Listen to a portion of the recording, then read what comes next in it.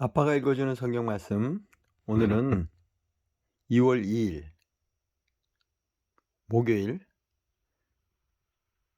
하나님이 홀로 이루신 승리의 기한이라는 사무엘상 6장 13절로 21절 말씀입니다. 벌써 한 해가 무지하게 빨리 갔습니다. 벌써 1월 달이 지나고 2월 달에도 벌써 2일이 벌써 지났네요. 자, 오늘도 시간은 갈지라도 하나님의 말씀은 이렇게 매일매일 시간과 함께 진행되고 있습니다. 은혜입니다. 자, 13절입니다. 베세메스 사람들이 골짜기에서 밀을 베어다가 눈을 들어 개를 보고 그 본 것을 기뻐하다니 수레가 베세메스 사람 여호수아의 밭 큰 돌 있는 곳에 이르러 선지자 무리가 수레의 나무를 패고 그 암소들을 범제물로 여호와께 드리고 레위인은 여호와의 궤와 그 궤와 함께 있는 금 보물 담긴 상자를 내려다가 큰 돌 위에 두매 그날에 베세메스 사람들이 여호와께 번제와 다른 제사를 드리니라. 블레셋 5방백이 이것을 보고 그날에 에그론으로 돌아갔더라. 블레셋 사람이 여호와께 속건 제물로 드린 금독종을 이러하니 아스돗을 위하여 하나요? 가사를 위하여 하나요? 아스글론을 위하여 하나요? 가드를 위하여 하나요? 에글론을 위하여 하나이며 드린 바 금지들은 경관 성읍에서부터 시골의 마을에까지 그리고 사람들이 여호와 궤를 놓은 큰 돌에 이르기까지 5방백들에게 속한 블레셋 사람들의 모든 성읍들의 수대로였더라. 그 돌은 베세메스 사람 여호수아의 밭에 오늘까지 있더라.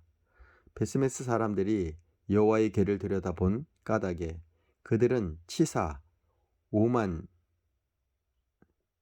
70명을 죽이신지라. 여호와께서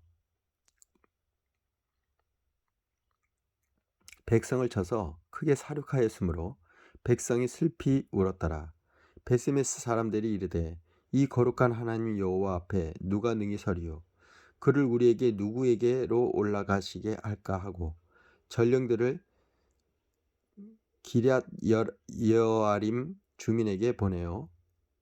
기럇 여아림. 참 이게 지명 이름이 우리나라 서울 제가 사는 이게 성산동 이런 거보다 참 발음이 쉽지가 않네요.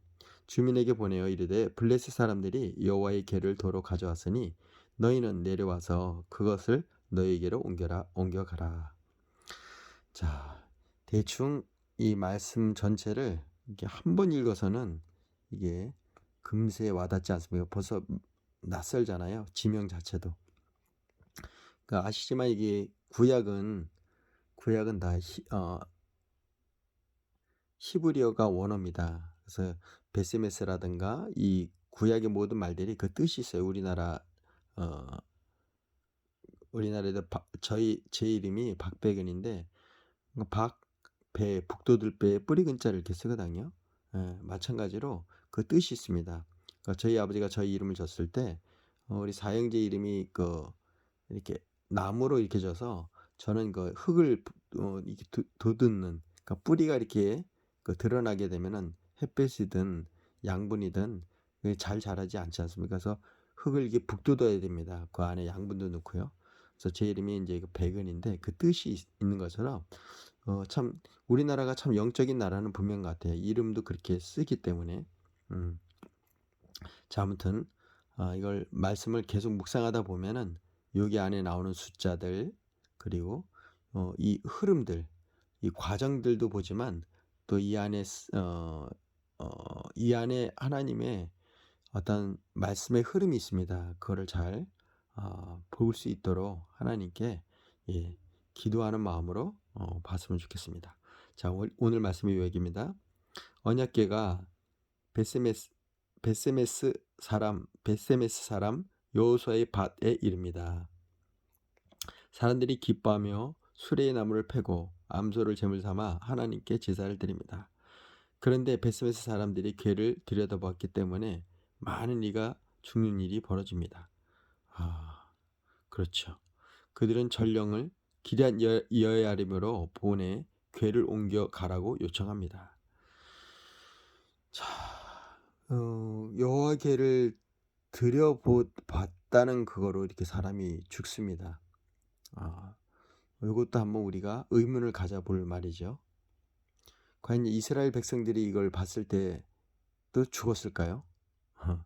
예, 그 부분도 한번 5만 70 아까 5만 70이라고 했는데 어떤 사본에는 5만이 없음 5만이라는 게 없다라고 하는데 70명을 죽이신지라 치사 70명을 죽이신지라. 자, 그러면 생명의 삶 저자 편집자의 깊은 묵상을 보도록 하겠습니다. 이스라엘로 돌아온 언약궤 6장 13절 18절입니다.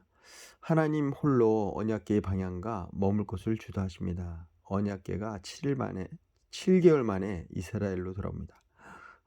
7개월입니다. 그것도 7자. 예, 7은 완성수유지요. 우리 안식일 날처럼요.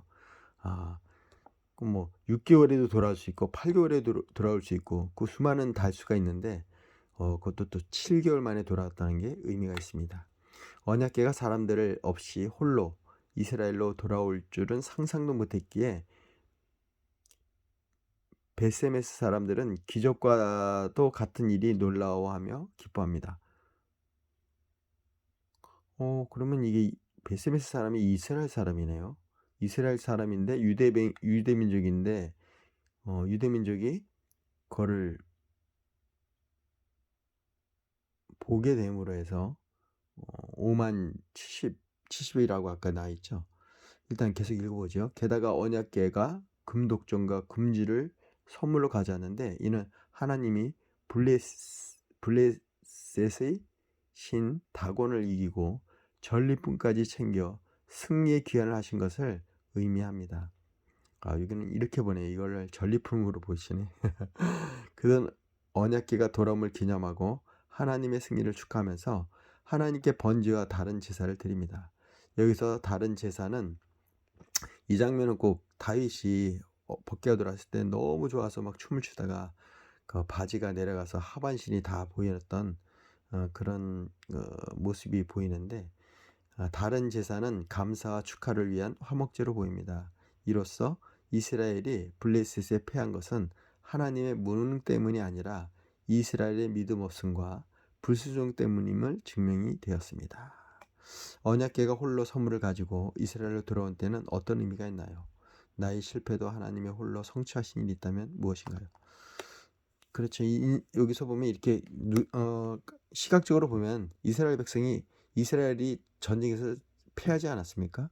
심지어 언약궤까지 들고 나오면 분명히 이길 줄 알았는데 결국 패하고 언약궤도 뺏기고요. 근데 결국 하나님이 이 언약궤가 이스라엘이 다시 전쟁에서 그들을 갖고 온 것이 아니라 그 엄청난 재앙과 그 여러 가지 피해를 통해서 이들이 어떻게든 돌려보내려고 했던 그들의 노력도 있지 않았습니까? 아무튼 이런 정황들을 보시면서 말씀을 좀 폭넓게 깊게 이렇게 보시면 좋겠습니다. 자, 이스라엘을 공격하신 하나님. 이스라엘 공격하셨네요. 참. 반대로 6장 19절 21절입니다. 언약궤로 인해 축제가 벌어진 베세메스에 큰 비극이 일어납니다. 베세메스 사람들이 언약궤를 들여다보았다가 하나님의 공격을 받아 많은 사람이 죽은 것입니다. 하나님의 임재의 상징인 언약궤는 대제사장 외에 일반 백성은 가까이 없습니다.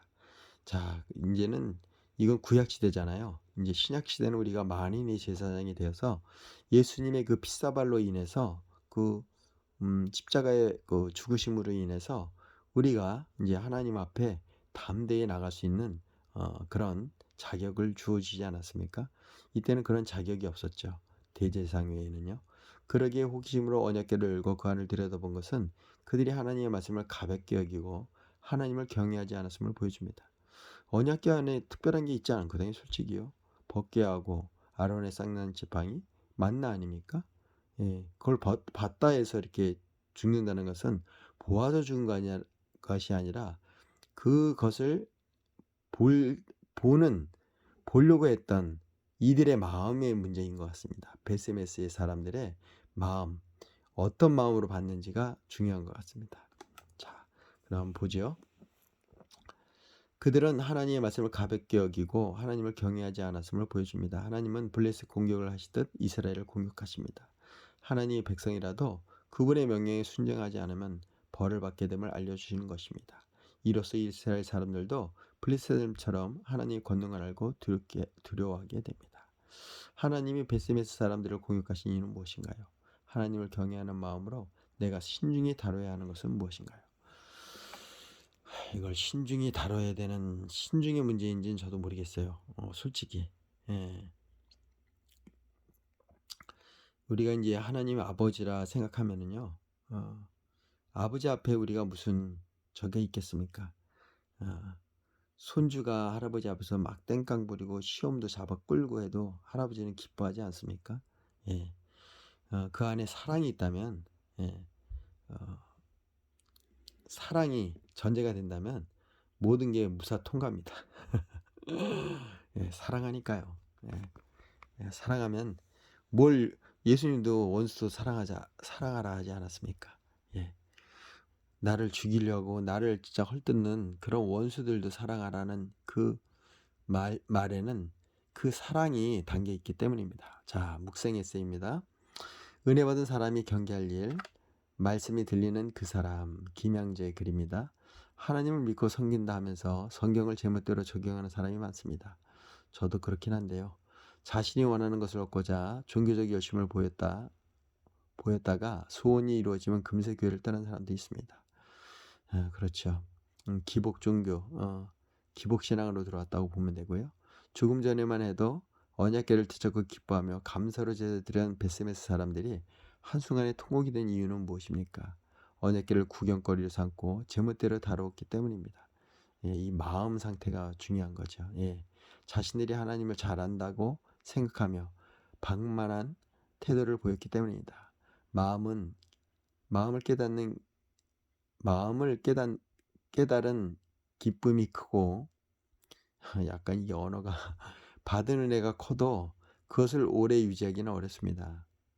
말씀을 깨닫는 기쁨이 크고 받은 은혜가 커도 그것을 오래 유지하기는 어렵습니다. 은혜를 많이 받을수록 사탄은 더 크게 입을 벌리고 우리를 삼키려 듭니다. 사탄은 우리가 넘어지기를 학수고대하고 있습니다. 하나님의 은혜로 가정이 회복되고 교회가 회복되었다면 더욱 깨어서 다시는 죄를 짓지 않도록 경계해야 합니다. 꺼진 물도 다시 보는 마음으로 주의해야 합니다. 언약궤가 돌아왔다고 떠났던 배우자가 돌아오고 재정과 건강이 회복되었다고 안주하면 안 됩니다. 복을 받은 뒤에 어떻게 그것을 간직하며 사느냐가 더 중요합니다. 하나님이 응답하시고 회복시켜주신 자리에서 나태하거나 교만해지지 않도록 깨어있는 성도가 됩시다. 받은 은혜가 클수록 말씀과 기도로 우리 영혼의 옷깃을 여밉시다. 자, 사무엘상 6장 14절 15절입니다. 모든 회복은 예배로부터 시작됩니다. 무지한 블레셋의 속건제로 시작된 언약궤의 귀환은 변질된 이스라엘의 번제로 마무리됩니다. 번제로 마치는 언약궤 이야기에는 왕이 없어서 자기 소견대로 살던 시대를 청산하고 진정한 왕 하나님이 다스리는 시대가 시작되길 원하시는 그분의 바람이 담겨 있습니다. 연약한 인생은 무지와 변질을 반복합니다. 그것에서 벗어나기 위해서는 다시 예배의 자리로 돌아가야 합니다. 자, 오늘의 명언입니다. 하나님을 성의 없이 함부로 대하는 사람이 그분의 보호와 은총을 누리는 것은 불가능하다. E.M. 바운즈. 오늘 이 말씀에 관련된 좋은 명언이었습니다. 금언이라고 해야 되나요? 금과 같은 말씀, 교훈이라고 해도 될 것 같고요. 하나님을 성의 없이 함부로 대하는 사람이 그분의 보호와 은총을 누리는 것은 불가능하다. E.M. 바운스. 자, 오늘의 기도로 마칠까 합니다. 하나님 말씀을 가볍게 여기고 하나님을 두려워하지 않는 삶이 얼마나 하나님으로부터 멀어져 있는 삶인지 철저히 깨닫습니다. 거룩하신 하나님 앞에 도저히 설 수 없는 존재지만 다시 말씀으로 돌아가 거룩함을 회복하게 하시고 전심으로 하나님만 경외하는 백성이 되게 하옵소서. 할렐루야. 사랑해 주님 감사합니다. 오늘도 하나님의 말씀을 깊이 상고합니다. 묵상합니다. 하나님, 이 시간 말씀의 깊이, 넓이, 하나님 뜻을 깨달아 알게 하여 주시옵소서. 저의 이 미련함과 지혜롭지 못함을 통해서 하나님의 그 본 뜻을 가려지는 삶이 되지 않도록 이 시간 주님 하늘을 여시고 하늘의 그 신령한 것으로 가득 부어 주시옵소서. 말씀으로 채워 주시옵소서. 그래서 우리 사랑하는 아들 딸들이 하나님의 지혜의 말씀을 통해서 이 험난한 삶을 살진데 죽고 사는 문제에서도 하나님께서 그 생명의 길로, 기쁨의 길로, 행복의 길로 인도하여 주시옵소서. 우리 사랑하는 아들들에게 꿈과 비전을 허락하여 주시옵소서. 지금 비록 힘들지만 하나님께서 그 강하신 오른팔로 잡아주시사 사단의 어떠한 방해에도 능히 이겨내고 직문할 수 있는 하나님의 십자가의 군명이 되게 축복하여 주시옵소서. 예수 그리스도의 이름으로 기도했습니다. 아멘입니다. 자, 그럼 또 내일 2월 3일 날 뵙도록 하겠습니다. 사랑합니다. 축복합니다.